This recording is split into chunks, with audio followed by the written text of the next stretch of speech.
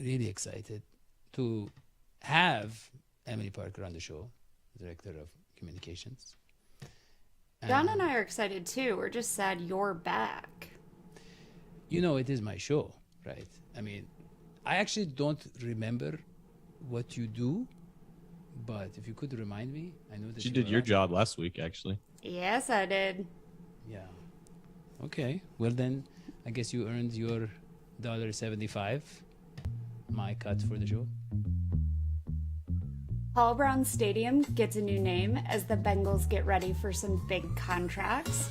Meanwhile, John Sheeran still hasn't received a 21st century contract from D&H Sports, but he still brings his A game every week. Dr. Hoji the Electric Smoji plays the game of politics at the Citizens Climate Lobby in Scotland, which means he's still not here again. And Dadio Mustache MacDuke plays the game of exploitation in a search for the most aesthetic intern in the world. But most importantly, the Bengals Director of Communication is right here for an exclusive interview on the #1 Bengals podcast. Yeah, thank you. Intros are getting better and better. Thank you, they are. Yeah, thank you. Welcome to the #1 Bengals podcast. You can find us on D&H Sports on YouTube. You can find us, the #1 Bengals podcast, on Believe, on all the different podcast things. I'm talking about your Apple phones, your iTunes, your all those things. And, of course, on Brinks.tv. But I first want to introduce my two co-hosts, Johnny Mathis Sheeran, and the other one, I know, was gone for a while, and I kind of forgot what.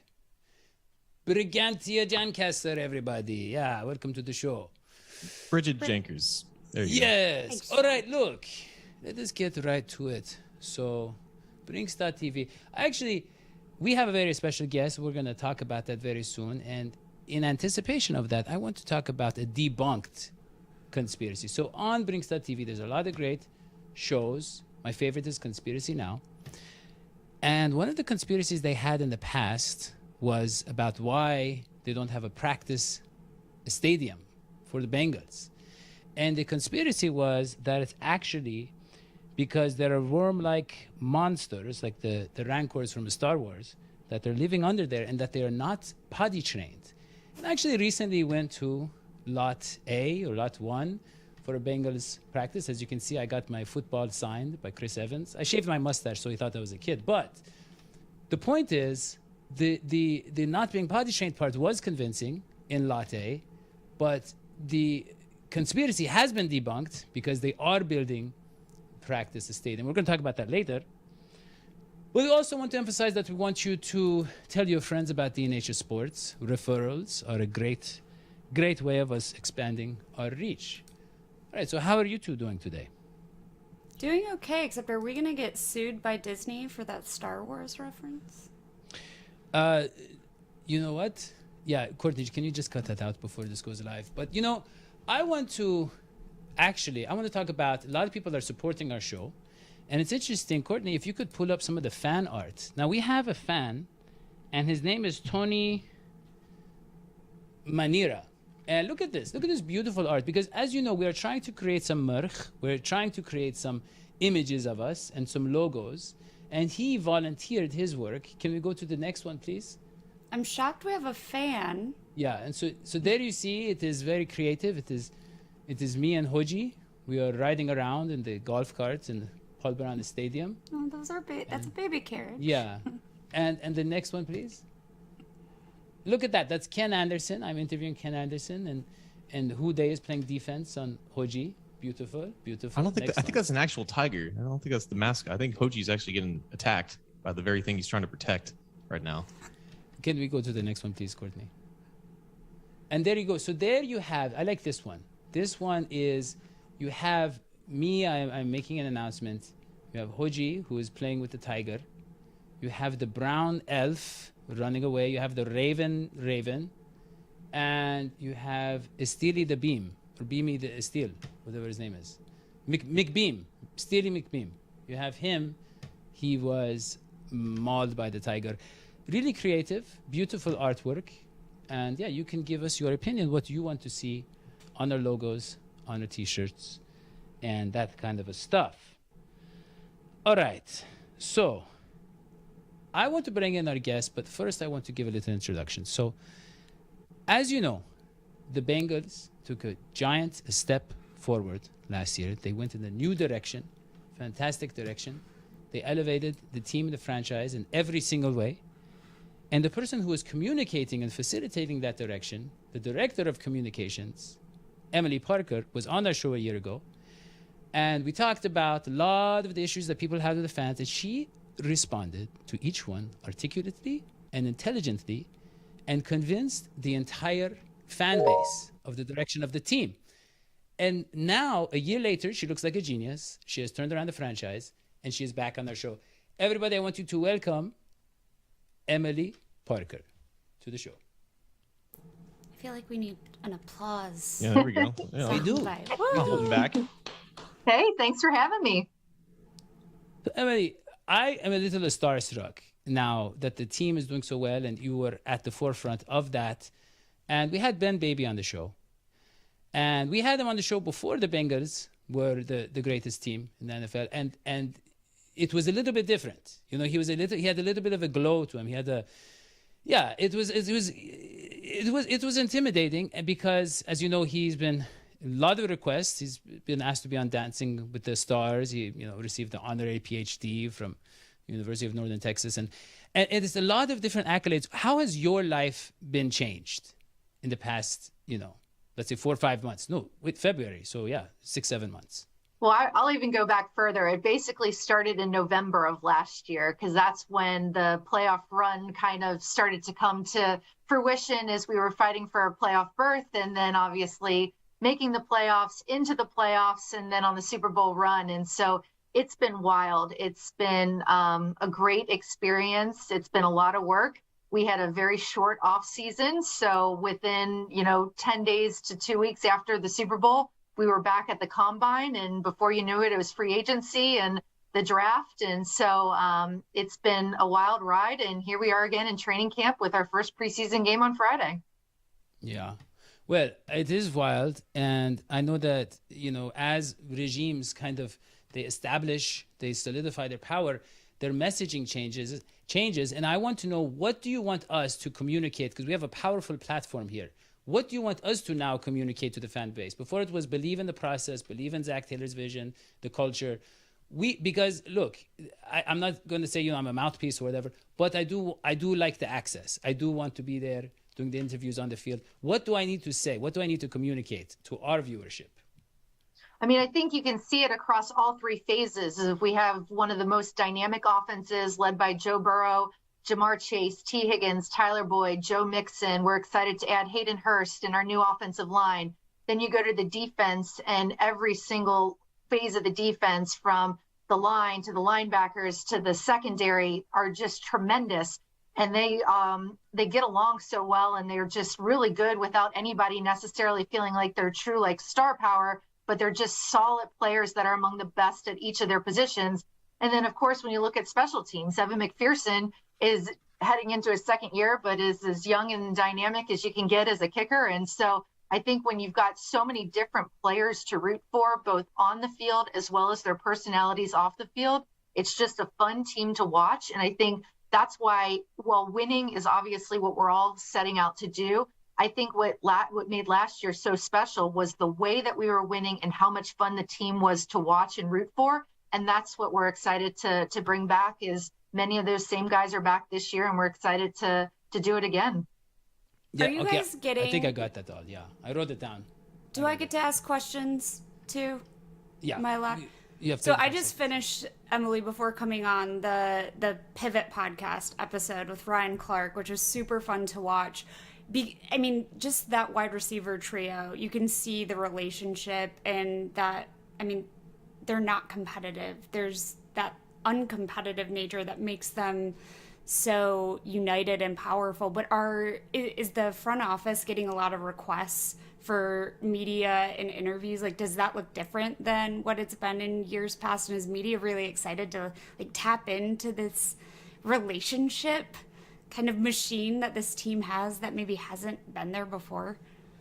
Yeah, so we've had more national media come through training camp than ever before. And I think it's kind of a combination of things. I think many of the national writers got back on the road this year after 2 years that were kind of altered due to COVID. There's more platforms as media continues to grow with, podcasts like your own, as well as the introduction of I Am Athlete and the Pivot podcast heading on the road. And then obviously just the nature of where we are with the team and the excitement around it. And so every day we have national media. Tomorrow we'll have NFL Network here. Mike Garafolo and Sean O'Hare will be here. They're going to interview Evan McPherson about 4:30 tomorrow after practice. And so it's a lot to keep track of.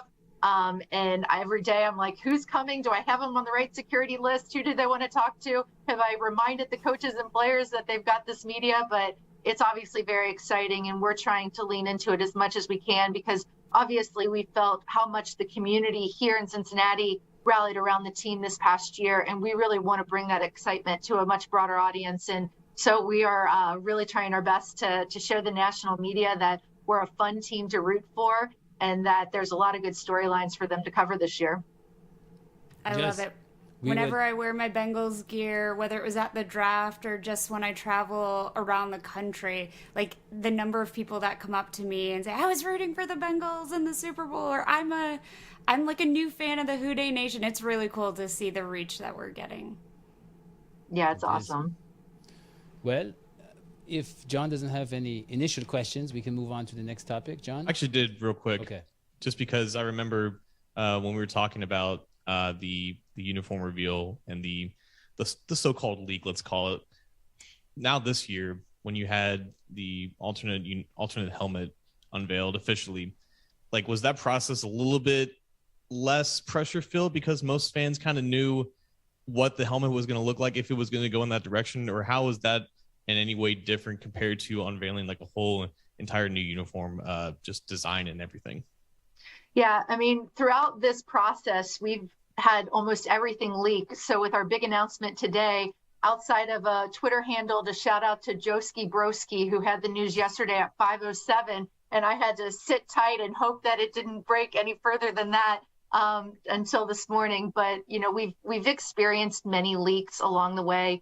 And with the white helmet and the alternate helmets, especially because that was a league-wide initiative, so there were some things that were automatically going to be out of our control tied to that.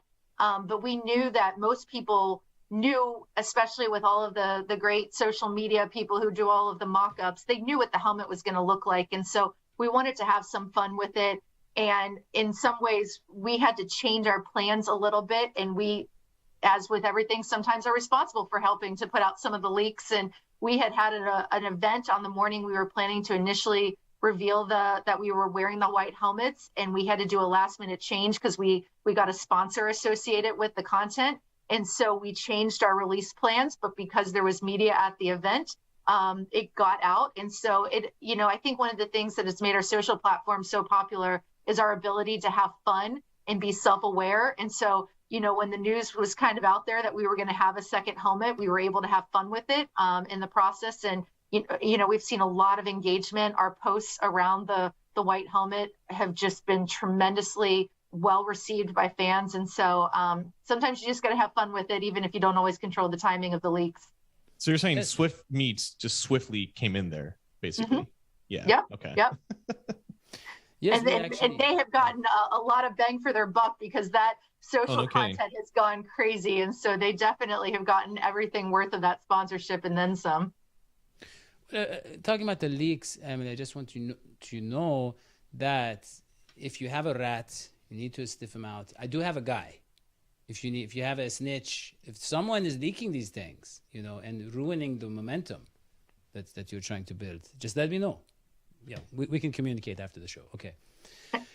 No. So let us move on to the next topic. We're going to talk about the new stadium name.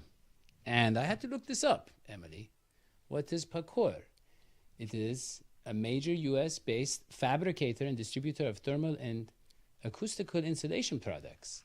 And one thinks, what does that have to do with football? What does that have to do? How much money, how much of this distributor are they selling? And then I looked, and they have a mortgage branch, the outstanding resource for mortgaging, financing, and conventional Junker, FHA loans, and VA, and something else. I can't read the rest. And it is worst crazy. Researched podcast in the history of podcasts.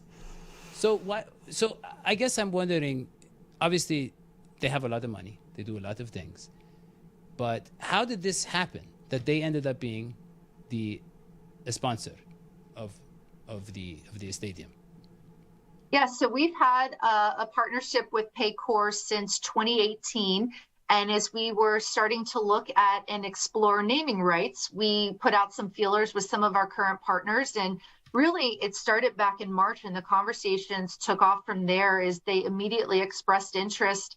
And, for us, it was very important to partner with a company that our brands aligned. And because we already had some familiarity with them, we knew that there was an alignment there. And then the fact that they're a local company on the rise, I think we share a lot of similarities in both of us wanting to kind of get that broader national attention. They went public a year ago, and so they're trying to grow their business. And I think that this is just a great message to the Cincinnati business community of two big brands in Cincinnati that are partnering together to try and raise the profile of the Cincinnati business community and just show how great of a city and community that we have here. And so what is their business? Just so I can get some some money off this too. What do they do? So they're an HR business. They're our official HR exclusive HR provider, and so every time that that we get paid and I approve my interns' time cards, it's all been through Paycor. So I've been very familiar with their products for many years because it's how we do our payroll here. But they've got a great operation where they work with small to medium-sized businesses just to help with those human capital management services across the country. So this we'll makes a never lot of use sense. it. Yeah, we don't get HR paid. is going to you have to get even approve more. the time cards. You do realize that, right? I think that HR is powerful enough, if you ask me. I think HR is out of control, and a lot of this human trafficking that we are talking about, I've heard a lot of bad things, and I don't approve of Not this. even close to the same or the thing. Emily, I software. was curious though, because I feel like the consensus of the fans was on board with changing the name from Paul Brown Stadium, but I feel like an even greater proportion of the fan base would have preferred that Paul Brown Stadium would have remained in the new name, be like Paycor Field at Paul Brown Stadium. Was that conversation ever had in these negotiations, or was it never really part of it when you guys started this whole thing? Yeah, I think it was important for us for the stadium to have a clear identity. And so that's why we wanted it to be a straight deal versus trying to incorporate two things into the name. And so we really achieved that. It's, for me, I've known about this for a couple of weeks, and in terms of that the deal was getting close and going to happen. And so I've been, in my mind, calling it Paycor Stadium for a couple of weeks now. It really rolls off the tongue, and I think it's something that as we start to integrate their brand as early as Friday and in the coming weeks and months, that fans will come to adapt. And yes, there still are going to be many ways that we recognize and honor Paul Brown. Some of those have already taken effect with the Ring of Honor, with his name in the jerseys. We have a Paul Brown Coaching Excellence Award that we give out every year to high school football coach. We last year redid one of the conference rooms here, which is the room that you see every time we do a player signing. That is the Paul Brown conference room, which has some images, some quotes, some memorabilia in the room. So there's stuff that we are doing and will continue to do to honor Paul. But I think in this move, it made the most sense to have a clear identity with the stadium, and that's what we were going for. So let me ask you something, Emily, because you talked about how we want to maximize the profitability of this and not keep Paul Brown Stadium in there. Can we talk numbers here? How much are we getting from Paycor? And is that going to go back to the fans, or are we going to have to pay more? You know what I mean? So, Paycor, no, yeah. no financial terms have been disclosed or will be disclosed at this time. So I don't have any breaking news for you on that front. So it sounds like this is another thing that you don't want to be leaked. And I got to say, when you said that you've known about this for a couple of weeks and nobody tweeted it, it sounds like you found your rat. That's what I'm hearing. Yep. No, it's been something that we all have kept very close, and very small group of people knew that this was happening. And obviously, we were able to pull it off this morning because we knew as soon as the name got out there, it spreads like wildfire. So it was important for us to be able to unveil it as kind of a planned messaging with Paycor aligned. And so luckily we were able to accomplish that this morning. Well, my condolences to the family of the rat. Go ahead. I'm just disappointed my campaign of one for Fiona the Hippo Stadium failed. I don't think Fiona's got that money, unfortunately. Really, would have been nice. A lot of people said Jungle Gyms. That would have been fantastic. Love that place, but yeah. And Fiona the Hippo, that's a draw. So, okay, moving on. Let us move on to the official depth charts. And I guess here's the question, Emily. Joe Burrow, we had a discussion about the appendix and what it is. And there's a little bit of debate in the medical community on this show. That's what it is. I said it is the little cheat sheet that the quarterback has on his wrist, and he took it off because he knows the playbook. John is a lot more concerned. The thing is, Joe Burrow he is using a cart to get around, and he's throwing the ball very gently. I have preseason games tickets that Bridget gave me for Friday. You're welcome. Thank you. I'm getting the feeling that Joe Burrow is not going to be in that game. The question is, what are we going to do? Because look, they have an outstanding receiving corps. Brandon Allen has been in the system for a few years. But if Joe Burrow is not going to be there at the beginning of the season with our Super Bowl aspirations, is there a chance we get a veteran quarterback? I mean, look at the Jets. They get a Joe Flacco for nothing, and he's competitive enough to where he can fill in, Is there a chance we go out there? Or we're rolling with Brandon Allen? Let's go Brandon Allen. Oh. Yeah.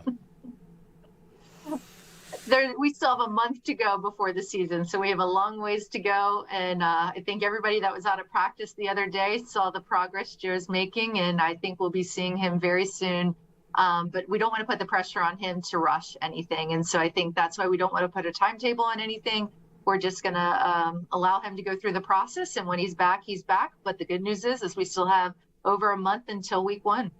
I'm glad you said the word pressure, though, real quick, because with Joe, he said it himself that he doesn't love to do like media things. I think he's been on maybe a handful of podcasts since he's been with the Bengals, but obviously he does like the press conferences and some interviews and whatnot.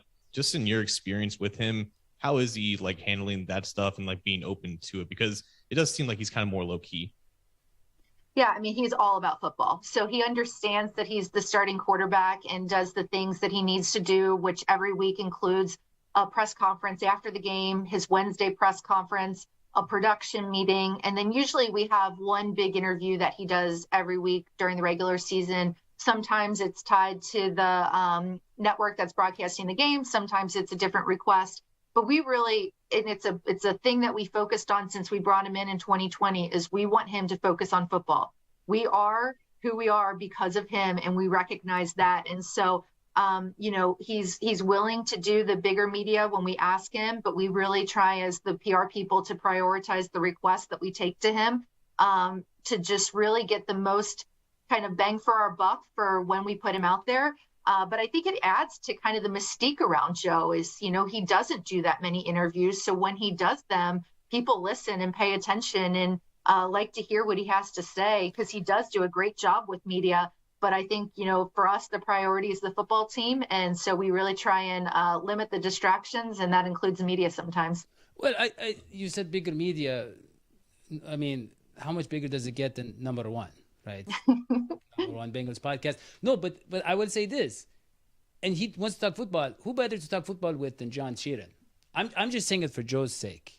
I'm just saying because no, he went to that steakhouse and he talked to those frat boys. And I don't feel like they were at his level. I don't feel like they were ready for the conversation that John Sheeran can have. Just maybe Joe, maybe just pass that along to him. Bring him on this show. Emily, if you're like, I gotta keep it all equal, do you have a player on the team that you're like always most excited or most interested in putting in front of the camera or the microphone?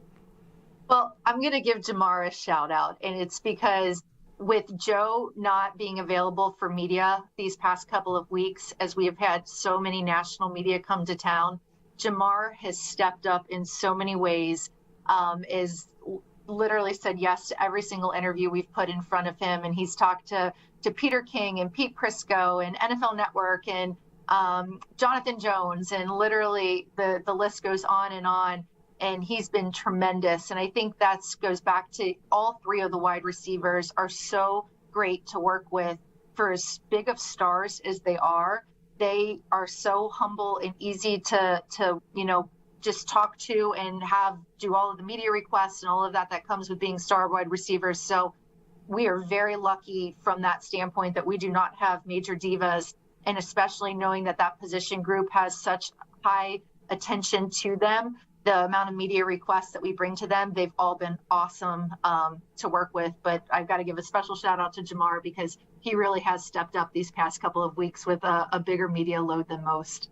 So Jamar says yes to everything. I got that. I wrote that down. Let us move on to Bengals brand. And basically, honestly, okay, Emily, you look at this team. They were a player or two away from winning the Super Bowl. And they were just hitting their peak. They were playing better and better as the season progressed. And they're so young. And they have all these guys under contract, except Jesse Bates. I don't know if he's going to play this year or not. If you could communicate that or no. No, I guess not. We'll move on. We're very hopeful. I'm very hopeful to see Jesse very soon. I looked at that depth chart.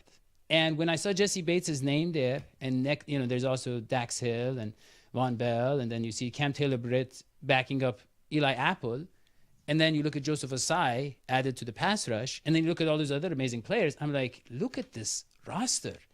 And then look at what we did, and look at the kind of quarterback that we have, and look at the kind of plays we made in the biggest moments of the season, and yet, I really don't care that people doubt us. To me, it just shows they don't understand the football. But part of it is branding, right? Is reversing the image. I look at the Bengals history. The current Bengals history is 2.5 or whatever, 3 years old. It starts from Joe Burrow. It's a new era. Everything else you can just throw out. That's my take. But a lot of people want to impose the past on us. So how do you rebrand the Bengals in accordance with this incredible success and incredible talent that they have? How do you get the message out so that people stop taking these outdated shots at us? Well, I think it starts with following up last season with another great season. I think that, we believe in this team. Almost all of the pieces from last year are back again this year. Out at training camp, that defense looks amazing. I mean, Trey Hendrickson is just a beast. And then you mentioned the other people on the pass rush and the secondary and the linebackers. And so we really think we've got all three phases that are going to be able to help carry these games this season. We know we have a tough schedule that comes with winning the division, 5 primetime games, all kinds of stuff. But I think that this team knows what it takes to get to the Super Bowl, and that's going to drive them this season. And I think that with winning comes more attention and, I think telling more stories. And that's one of the things with the national media is, yes, there is a big focus on a lot of the guys that people know, but there's going to be 53 guys that make this roster and all of them have a great story to tell. And so as we talk through the preseason games getting started, that's the exciting time of this year is on Friday. You're going to see a lot of players that are going to, jump out at you for the first time, perhaps, or guys that are going to be fighting to make this roster. And so I think that's kind of the fun part of this time of year is seeing who else is going to add to the talent that we already know is on the team, is really to build out that depth chart starting in preseason. Yeah. I mean, how do you feel about the bandwagon guys, though? Like people that, because Emily, I mean, you're a lot younger than I am, but I mean, you remember those years where it was like, we were just treated as if we were only technically NFL franchise. We didn't deserve to have NFL. This was the kind of rhetoric that was thrown around at us. Lot of hurtful language, but we believed. And actually, perhaps more than anybody, keeping the optimism is our upcoming special guest, Mr. Bengals captain, beautiful man, who's been with this team from the beginning and has always tried to keep people's spirits up, especially from the beginning of the Zach Taylor time. When we had Zach Taylor, he's like, I believe in this guy and what he's going to do. But it's people like that who really, to me, make this, who was it, John, that was recently talking about how great the fan base is? He said, I played for, what was it? He played, was it Cam Taylor-Britt, right? Yeah. Yeah, and he was blown away by the support. Well, that's who we are. That's who this nation has been, the Houday Nation. The bandwagon guys, if they're in the area, it's fine. It's fine. But the outsider, I don't know. How do you feel about that? What do you say? What's your message to them? Hey, the more the merrier. I love when I see videos of little kids doing the gritty out there and wearing their Jamar Chase jerseys and their Joe Burrow jerseys. And I think that's something that we do have with, some of these offensive stars is we have some star power with this team. And I hope that grows the fan base. I love how much the Cincinnati community came together during the playoff run and we saw what it meant to the greater Cincinnati area. But I think it's, I'm all for growing our fan base and having fans all over the country. I'm very much looking forward to the New Orleans game this year. I think it's fun when we go on the road. We have so many of our great fans that do travel with us. I think we've seen that during the regular season, and it was especially prevalent when we were in Nashville and Kansas City and Los Angeles. And so, for our fans that travel with us on the road, or if we pick up some fans in other cities, I think that's great because we love when we hear the cheering and the Houdays from, out in the crowd. And I think the more fans we can build around this fan base is great. Well, I booked my flights to New Orleans on Sunday morning, so tickets were already bought, was waiting to book the flight. So I have to ask a leak question. So one of the things that I sort of love about our fan base is sometimes how much other fan bases don't like us on social media, because we are delightfully optimistic and I think really supportive, and we're supportive of other fan bases too. And I think sometimes it really just grinds other people. But I have been obsessed with the Bengals social media. So starting with that Easter egg video to announce the schedule, and then even the uniform, in Cap, I know as a internet security person, you got in on that kind of the virus leak for the uniform release. Is there anything you can give us for something we might see on social media this season that's just going to maybe be something that brings the fan base together on social, or something we may be able to get to go a little bit viral? So I think what I'll just say is our content team is extremely talented and they have a lot of fun and exciting things. And for us this year is we talked with both social as well as the content that will be in stadium on game day, is we recognize that our season ticket base is larger than it's been. And so that means that a lot of the fans will be coming to all 10 games, and we want to make sure that they feel a new experience at each game. And so that means creating a lot of new content so that they get, a different feel versus seeing the same video 10 times. And so there's a lot of ideas that they're working on. I know that every year we start off the season with a fun and exciting hype video, and I know what that one's going to be about, and I think fans are going to love it. And so I think that, I think the thing with social that's been so successful is there's the really great content that's produced that kind of gives you the chills and tells the stories, but there's also the let's have fun and react to trends and, be willing to kind of stay with whatever is happening on social and engage. And I think that's what really resonates with fans is, it's something that's relatable and it feels like there's a person behind the account. And I think it's a two-way street where we like to engage and we love when the fans engage with us. And so I think there'll be a lot of fun things that happen this season on the content side. Well, that's super exciting. Final question to that point. What kind of content do you think that we could do to best support the team on this show? Well, I think you guys are doing it. Appreciate you guys having this podcast and having me on. And, I know you got two of our biggest fans coming up, and Jess and Captain. And so I think that just continuing to tell stories, talk about the team, get people excited. I think that that's all what our fan base loves, because there's more podcasts out there than ever. So I know you sometimes have to cut through the clutter to get people's attention, but I think it's great with more people talking about the team and just getting excited for the season. Well, thank you, Emily. Well, I am excited. I was excited last year. You got me excited. You convinced me. And now, I mean, I really don't even know what to do. I mean, with this team, it doesn't feel like it's real. I can't, I'm not, it's hard for me, after all the pain I've been through, it is hard for me to accept the reality of this beautiful, beautiful franchise. And I will not be able to attend the games at Paycor. They're out of my price range, but Bridget will, and she's going to tell me all about it. Very excited about that.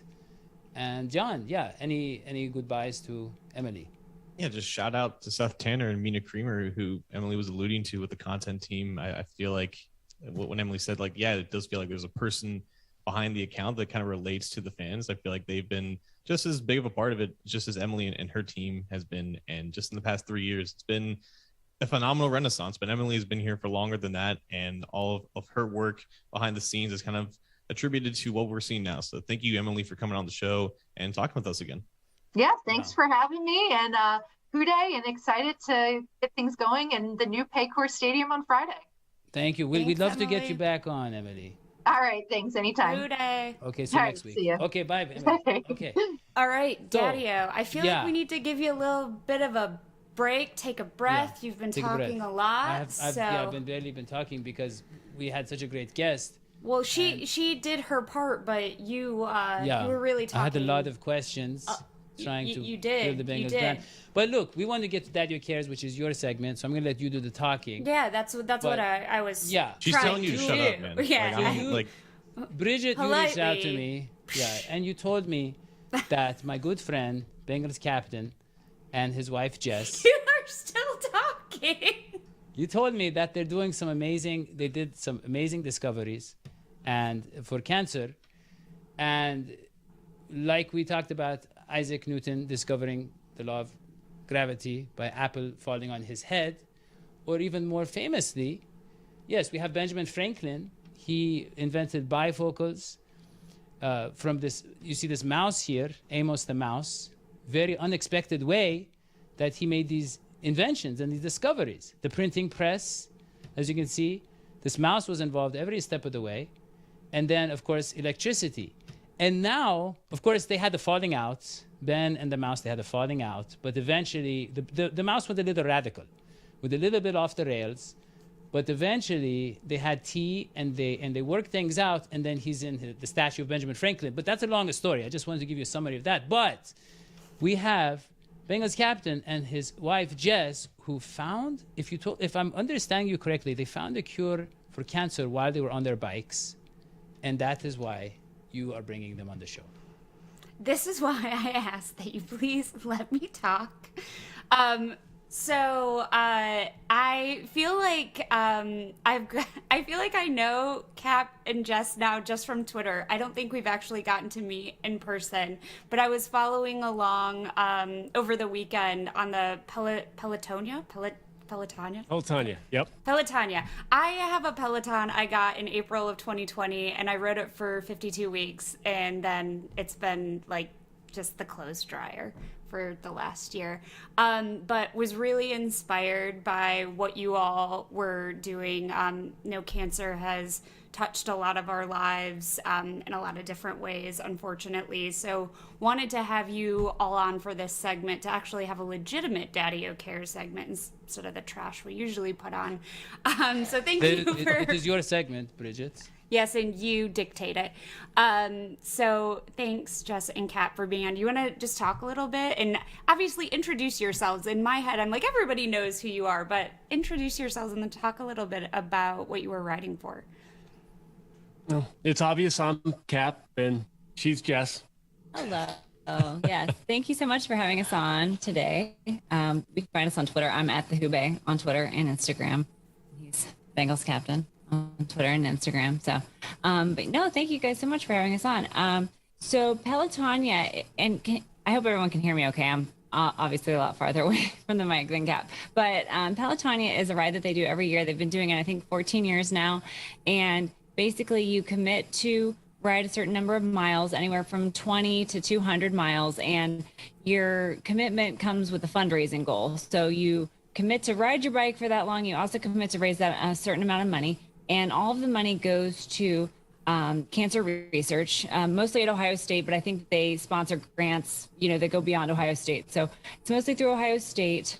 There's a James Cancer Hospital at Ohio State where they actually do research on the same floors where they do patient care. So research is very important to them. They are very immersed in the whole cancer experience. And, every day they walk by these patients' rooms, they see their families, they see the patients, and they work really hard on finding these new medications, new drugs. Not to get too technical, but I'm really impressed by the way that they can target not only the patient's genetic makeup, but also the genetic makeup of the tumors. So they're doing a lot of research with that and being very specific on how they target different cancers. Because unfortunately, cancer is not one disease. There's not one cure that we're going to find. It's a lot of different diseases that require a lot of nuanced treatments. And, there's been some great drugs come out lately, and it's really exciting, all the research that they're doing. So it was something that I was really happy to do. Like you, Bridget, we got a Peloton bike, and we've been riding it for about a year now. And so I kind of felt ready, like I was ready to ride, that I was ready to commit to riding. We committed to ride 57 miles. So that's what we did. And it was a good time. Yeah. My company is a huge sponsor. Our team was the number one fundraiser. So I've been donating to Pelotonia, different people who've been fundraising for years. Never in my life thought I would want to ride until, we got the Peloton, and it's a blast. We skipped the 20 mile, went straight for 57. I was worried about dying because I did not properly train, basically 3 rides until I decided to do the 57. I'm here, thankfully. So we did survive. And the day of, I got a lot of great people on Twitter, retweeting. I'm trying to put an Xbox up for raffle. So we got a lot of additional donations coming in because of that, the day of the ride. That is people can still donate to Pelotonia up through October 1st, yeah, and we both have a long way to go to meet our fundraising goals. So, but absolutely, we've met survivors. We rode past survivors. They had, a lot of them had special jerseys. You could see, hearing some of the stories. It's just, I've unfortunately lost most of my family to either lung cancer, esophageal cancer. It's been a really horrible disease in my family. She's got a lot of ribbons that she made for people. So we're happy to do what we can to help. Yeah, this is my helmet that I wore during the ride, and I made a ribbon for all of my immediate family members who've had cancer. And black is for skin cancer. So that's both my sisters, my dad, and my grandpa. Pink is obviously breast cancer. I think most people know that one. So that's my grandma and 2 of my aunts. Well, I'm sorry, one of my aunts and one of my good friends, one of my best friends' parents. And then white is for lung cancer. So that's Jeremy's dad and my good friend's dad.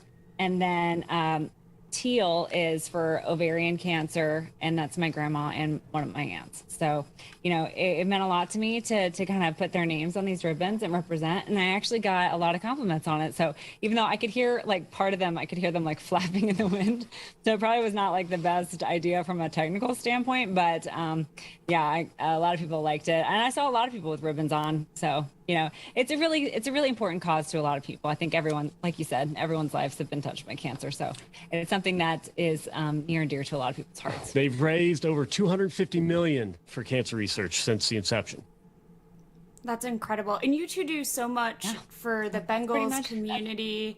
And I know you're always trying to amplify causes. Cap, you mentioned the organization that I actually work for, not the sham that I don't get paid to be a part of. So appreciate that shout out. So kudos to both of you. And we'll make sure to amplify that and make sure that we can get more towards cancer research. But Jess, I know we went way over time, surprise, surprise, and you were just able to join. But I am curious, like Dadio said, you two are these voices of optimism in the Houday Nation.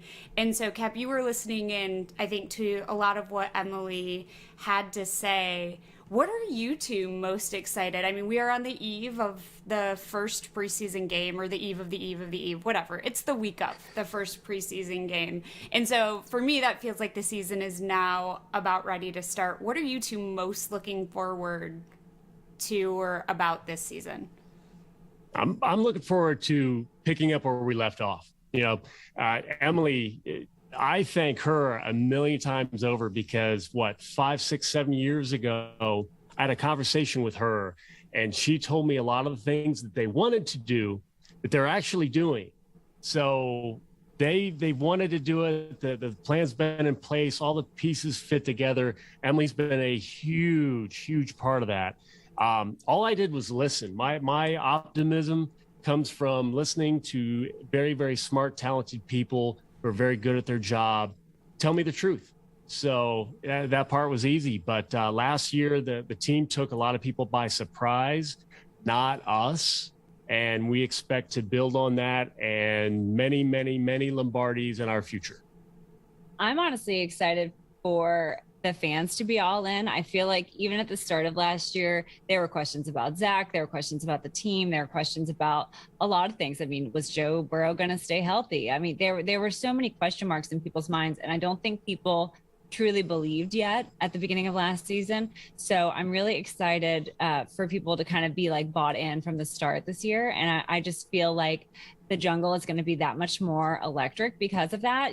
I will never forget the feeling of that playoff game against the Raiders. I mean, that was just the most amazing energy. And to think that we've sold out season tickets now, I feel like that energy is going to be there every single week. Doesn't matter who we're playing. It doesn't matter, what's going on. I really feel like the fans are going to really bring the energy this year because finally they've got a team that's fun to root for and something that they can believe in. So that's really important to me. Wow.